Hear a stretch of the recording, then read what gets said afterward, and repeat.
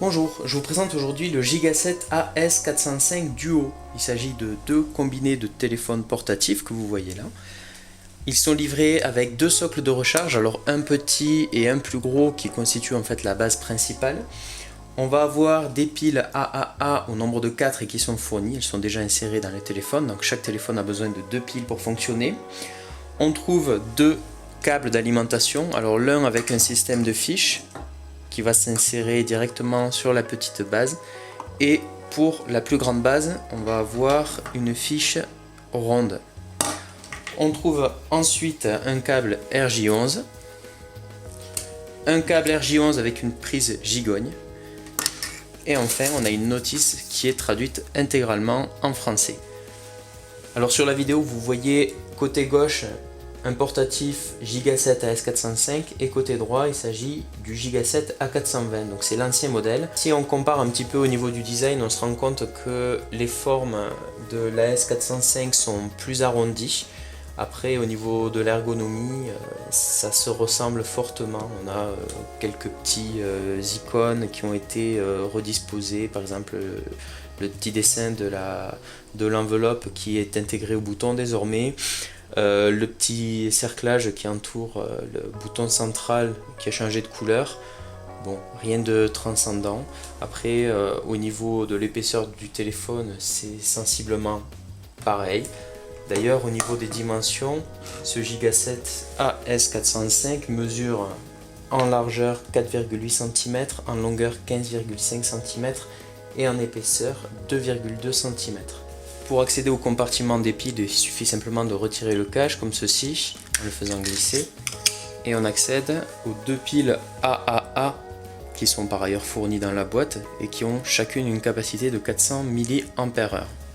Le sens d'insertion des piles est indiqué de chaque côté.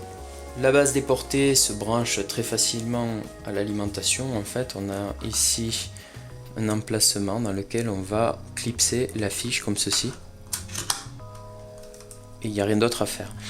Au passage, vous remarquerez qu'au dos du socle, on a deux petits supports en caoutchouc pour assurer une bonne stabilité du téléphone lorsqu'il est posé sur son socle.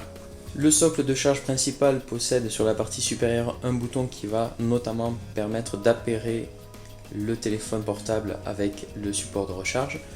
Et au dos, on va avoir deux pieds en caoutchouc pour assurer une bonne stabilité du socle lorsque le téléphone est dessus. Et au niveau des fiches, c'est pas tout à fait pareil que sur l'autre socle de charge. On a ici une fiche RJ11 et là c'est la fiche d'alimentation qui a une forme ronde.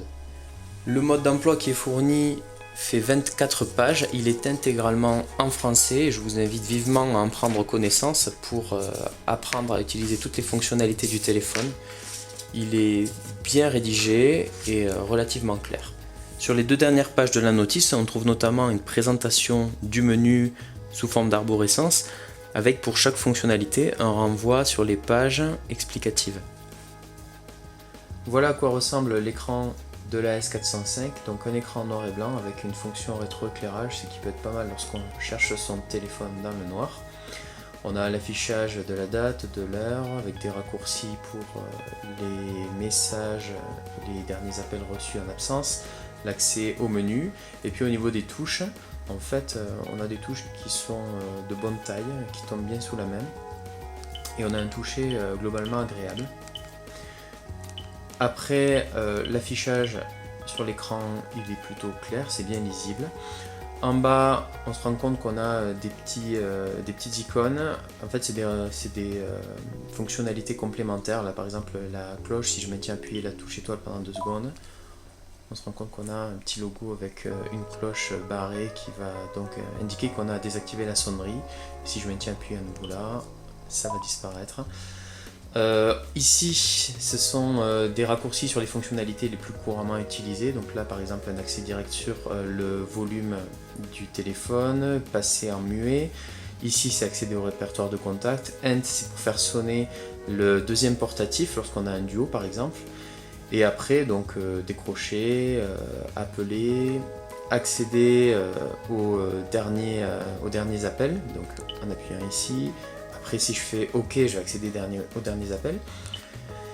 Et puis après, donc le menu global donc, du téléphone se présente de la manière suivante. On a réveil, on a paramètres audio, répondeur et les réglages. Voilà. Donc dans les réveils, on a activation, heure de réveil. Dans paramètres audio, on va pouvoir régler le volume du combiné, le son du combiné, sonnerie, mélodie, etc. Au niveau des mélodies, je vous fais écouter. Vous allez voir, c'est pas transcendant, hein. On est sur de la sonnerie monophonique. Donc c'est la sonnerie par défaut.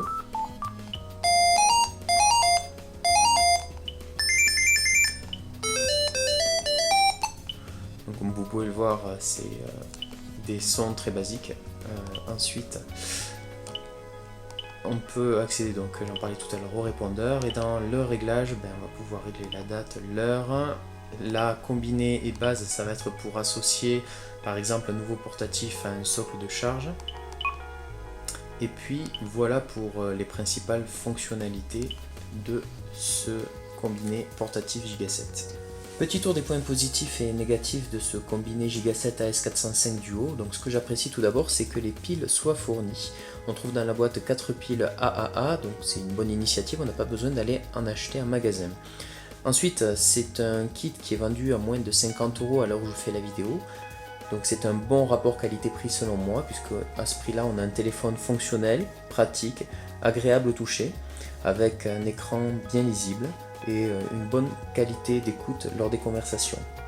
Au niveau des points négatifs, mon principal reproche se porte sur les sonneries qui, à mon sens, sont d'un autre temps. En 2017, on est en droit d'avoir des sonneries polyphonique et de meilleure qualité.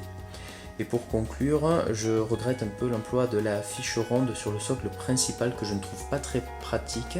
J'aurais préféré une fiche encastrable comme sur le socle secondaire. Voilà, je vous remercie d'avoir visionné cette vidéo et je vous dis à bientôt pour un prochain test.